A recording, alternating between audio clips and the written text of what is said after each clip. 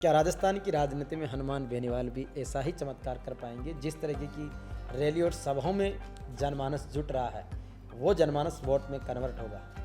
वो कहता है ना कि हाथी घोड़े तोप तलवारें फौज तो तेरी सारी है, पर जंजीर में जकड़ा राजा मेरा अब भी तुम सब पे भारी है। तो 2028 में निस्संदेह जनता का प्यार मिलेगा।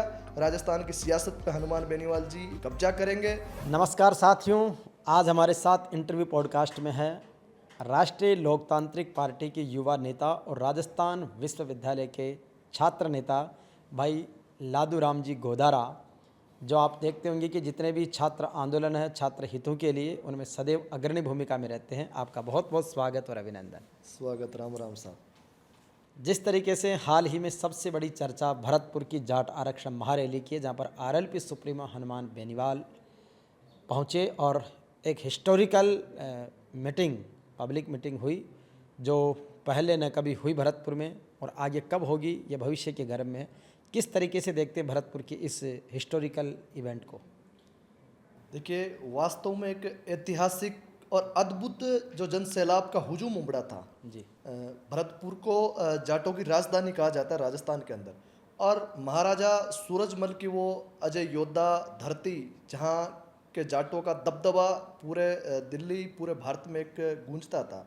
और वहाँ पे राष्ट्रीय लोकतांत्रिक पार्टी के सुप्रीमो नागौर सांसद हनुमान बेनीवाल जी का एक भरतपुर के अंदर वहाँ अपने लोगों के सम्मान, स्वाभिमान, हक, अधिकार और आरक्षण को लेकर जो एक हुंकार भरी थी, और वहाँ के लोगों ने जो एक प्यार, जो जन सैलाब वहाँ उमड़ा, उससे ये साफ संदेश उन लोगों ने दे दिया कि अब जो आने वाला समय है वो हनुमान बेनीवाल जी राजस्थान के उस सियासत के अंदर अपना दबदबा कायम करने में कोई कसर नहीं छोड़ रहे। और हम उनके साथ जो है परिवर्तन की इस लड़ाई में उनके साथ है। और जाट समाज जो है विशेषतः जो है सर्वे सर्वा हनुमान बेनीवाल को अपना नेता मानने लग गया। जिस तरीके से आरएलपी की 2018 में स्थापना हुई, लगातार संघर्ष के दौर में हनुमान बेनीवाल विधायक रहे, यूनिवर्सिटी के प्रेसिडेंट रहे, एमएलए बने, एमपी बने, अभी पार्टी के सुप्रीमो हैं। लगातार पार्टी का कारवां बढ़ रहा है। राजस्थान का यूथ और देश का यूथ आरएलपी की तरफ बड़ी उम्मीदों से देख रहा है। क्या खास बात है कि कांग्रेस और बीजेपी जैसे राष्ट्रीय दलों को छोड़कर यूथ का जो झुकाव है वो आरएलपी की तरफ हो रहा है? देखिए, इसमें कोई दो राय नहीं है कि आरएलपी के अंदर युवाओं का जो एक हुजूम है और जो लगातार युवा जुड़ रहे हैं, उसमें एक युवाओं का अपने नेता के प्रति भरोसा, विश्वास और एक अपनत्व महसूस होता है यहाँ। क्योंकि जहाँ अपन बात करें बड़ी राष्ट्रीय पार्टियों की, भाजपा और कांग्रेस की, निस्संदेह बड़ी पार्टियां हैं, लोग उसमें भी जुड़ना चाहते हैं। लेकिन युवा जो नौजवान जो होता है, उसको क्या होता है कि आप अगर सपोर्ट नहीं करोगे, उसको आप फ्री हैंड नहीं करोगे और उसके अंदर जो खूबी है उसको आप लोग नहीं समझोगे।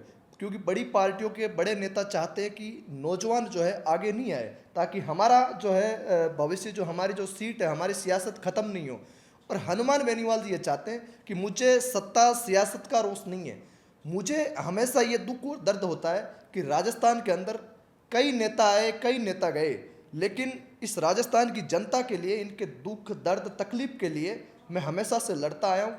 मुझे भले ही राजस्थान की सियासत में वो पद नहीं मिला हो जिस पद के मैं लायक हूँ, जिस पद के लिए मैं पिछले 30 सालों से लड़ रहा हूँ, और लोग उतने वोट नहीं दे पा रहे जितने वोट उस सीट तक पहुँचने के लिए चाहिए। लेकिन मैं ये चाहता हूँ कि वहाँ तक मैं पहुँचूँ या न पहुँचूँ, लेकिन एक नेता में ऐसा बन के, एक मैसेज में ऐसा दूँ कि मैं उस खादी का नेता नहीं बनूँ, मैं वो लीडर बनूँ जो लोग हमेशा याद रखें कि उन्होंने हमेशा अपने मंच के ऊपर अपने एक हनुमान बेनीवाल के पीछे हजारों हनुमान बेनीवाल नौजवानों की फौज तैयार की, जिन्होंने उन्हें भरोसा दिया, विश्वास दिया और उन्हें फ्री हैंड दिया। जब भी वो तकलीफ में होते हैं उनके ऊपर कभी आंच नहीं आने देते। और वही एक नेता होता है। युवाओं को क्या चाहिए? उसके ऊपर, उनके ऊपर एक आशीर्वाद चाहिए, उनकी पीठ थपथपाने वाला, कोई कंधा मजबूत करने वाला एक सहारा चाहिए, जिसको वो कह सके बिल्कुल साहब वो मेरे एक आइडियोलॉजी के रूप में काम करें। और जब अगर कार्यकर्ता के प्रति जो नेता प्यार रखता है, तो कार्यकर्ता अपने नेता के प्रति जी जान लगा देता है। वो 24/7 अपने नेता के लिए काम करता है, वो जनता के लिए अपने नेता के पचिनों विचारधारों पर चलता है। और यही कारण है कि हम लोग राष्ट्रीय लोकतांत्रिक पार्टी के सुप्रीमो हनुमान बेनीवाल जी के पचिनों पर चल के उनके हर समय उनके संघर्ष के साथी बन के तत्पर रहते हैं कि उनकी विचारधारा को, उनके पचिनों को सीखे। क्योंकि जब हम उनको देखते हैं यार, एक नेता आप देखोगे कि हमेशा कभी कहीं सफ़र कर रहा है, कभी कहीं सफ़र कर रहा है, आए दिन रैली, आंदोलन, धरने, प्रदर्शन। आज तक ऐसा कोई नेता मुझे लगता नहीं है सियासत के अंदर कोई ऐसा नेता हुआ हो जो पूरे राजस्थान के अंदर किसी भी कोने में जाके जन सैलाब खड़ा कर सके।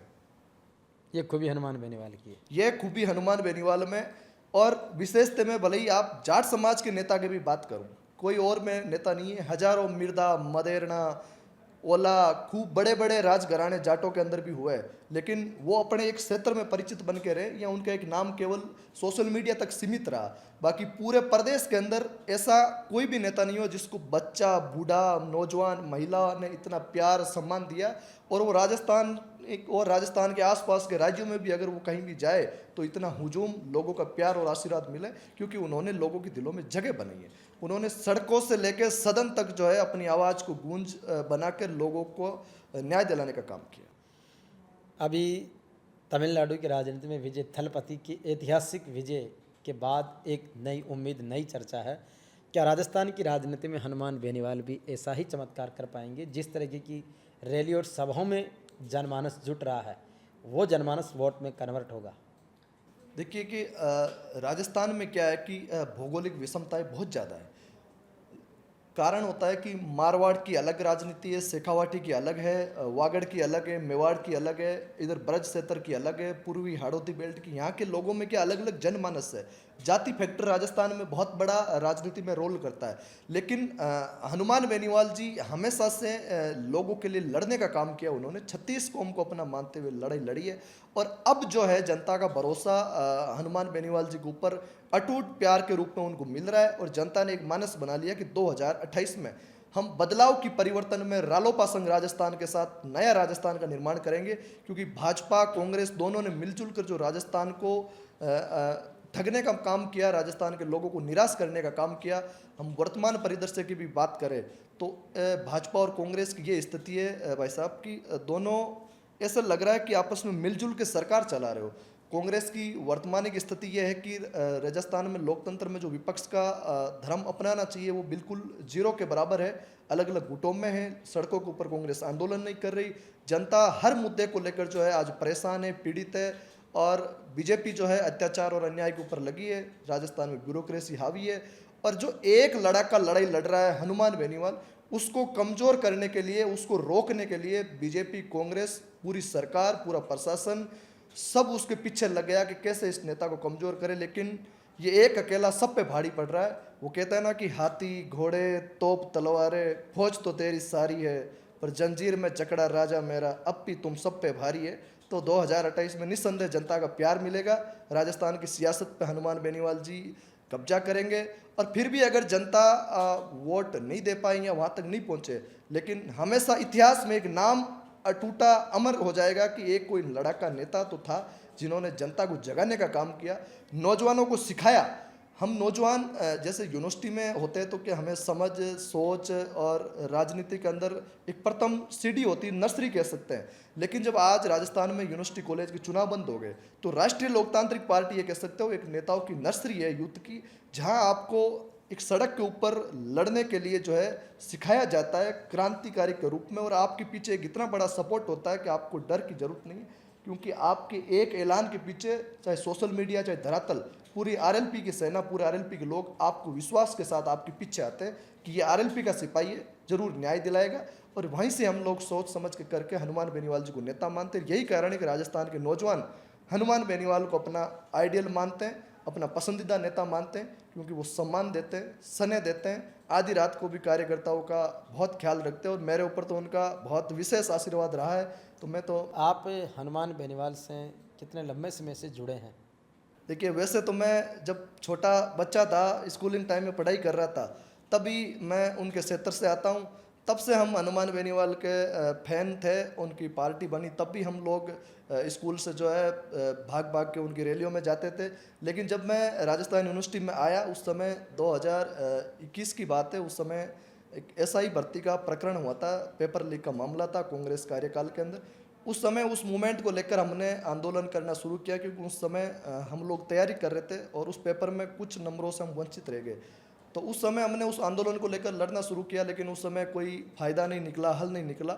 उसके बाद में चुनाव की प्रक्रिया आई 2023 में, बीजेपी ने इस मुद्दे को जो है एक चुनावी एजेंडा बनाया और कहा कि सीबीआई जांच कराएंगे, पेपर लीक को होगा उस सब की रोकथाम लगाएंगे और एक जीरो टॉलरेंस नीति हम बढ़ाएंगे, एसआई भर्ती को हम रद्द करेंगे, आरपीएससी का बंद करेंगे। लेकिन जैसा ही सत्ता में परिवर्तन हुआ, भाजपा सत्ता में आई और उनके बोल बदल गए और भाजपा ने जो अपनी बात कही थी उससे मुकर गई और फिर हम लोग सड़कों के ऊपर आए। तब बीजेपी के भी कुछ नेता हमारे साथ थे उस समय, लेकिन वो सत्ता बदलते ही, सत्ता का सुख मिलते ही वो लोग भी पीछे हट गए। तब कांग्रेस से तो हम उम्मीद ही क्या कर सकते थे कि उनके तो खुद के किए कारनामे थे। और फिर हम हनुमान बेनीवाल जी के पास गए, उन्होंने कहा कि आपको चिंता करने की बात नहीं, मैं आपके लिए विपक्ष की भूमिका के रूप में लड़ूंगा नौजवानों के लिए।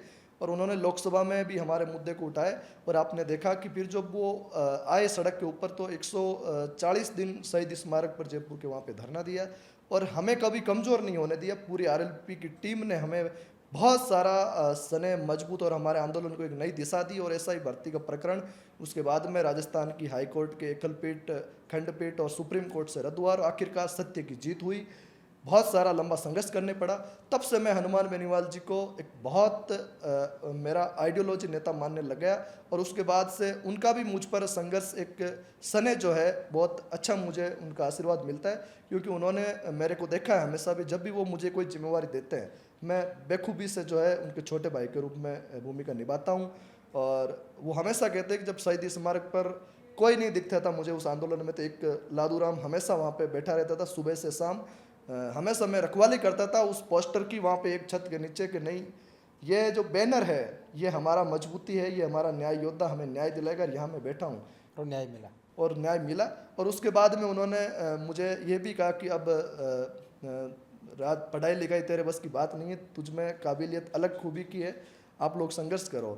तो कॉलेज यूनिवर्सिटी में चुनाव बंद हो गए तो उन्होंने मुझे आरएलपी के अंदर जुड़कर एक यूथ को जो है जोड़ने का काम करने का सिखाया और किस प्रकार से राजस्थान में जहाँ कहीं भी आवाज़ आवाम हो, वो मुझे जहाँ कहीं भी भेजते हैं, मैं जाता हूँ, लोगों के लिए लड़ता हूँ। और जो कोई भी लोग जहाँ कहीं भी अन्याय होता है हम लोग नौजवानों किसानों के लिए लड़ते हैं और उनका प्यार से। अब लादूराम गोदारा राजस्थान विश्वविद्यालय की छात्र राजनीति के बाद क्या कोई विधानसभा या नेताजी के साथ संगठन में काम करने की ओर आगे बढ़ रहा है? कि अभी हाल फिलहाल हम लोग राष्ट्रीय लोकतांत्रिक पार्टी के अंदर एक कार्यकर्ता और एक यूथ लीडर के रूप में हम लोग काम कर रहे हैं। और जब भी राष्ट्रीय लोकतांत्रिक पार्टी का संगठन बनेगा, संगठन में मुझे जिम्मेवारी दी जाएगी तो मैं मेरी जिम्मेवारी बेखूबी पूरे विश्वास के साथ और पूरे समर्पण के साथ निभाने की कोशिश करूंगा। और जनता का प्यार सने मुझे अच्छा मिल रहा है और भविष्य की गर्त में क्या छिपा वो तो नहीं कह सकते, लेकिन उम्मीद है कि मैं अगर कॉलेज यूनिवर्सिटी के चुनाव हुए तो हम हमारा भाग्य आजमाएंगे।